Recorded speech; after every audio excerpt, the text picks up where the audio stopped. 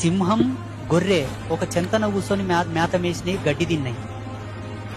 అటువంటి క్రూర జంతువుకు సాధు జంతువుకు రెండింటికి స్నేహం నేర్పినటువంటి గొప్ప వ్యక్తి బీరప్ప స్వామి. అంత గొప్ప బీరప్ప స్వామి వీళ్ళ కులగురువు. ఎన్నో లీలలు చూపించిన ఆయన, ఎన్నో మహిమలు చూపించింది. పిడికెడు బండారు కొరకు ఆయన భూదేవినే ప్రసన్నం చేపించి మేలుకొల్పిండు. భూదేవిని ప్రత్యక్షం చేసుకొని మాట్లాడిండు. నీ ఎదసన్నుల నుంచి నాకు పిడికెడు బండారి అని అడిగిండు బీరప్ప స్వామి. ఎవరు తెలియదు ఇలా, అసలు ఎవరు తెలియదు ఇలా. భూదేవిని తట్టి లేపిండు ఆయన. అంత తపశక్తి సంపన్నుడు, అంతటి అవతార పురుషుడు ఆయన.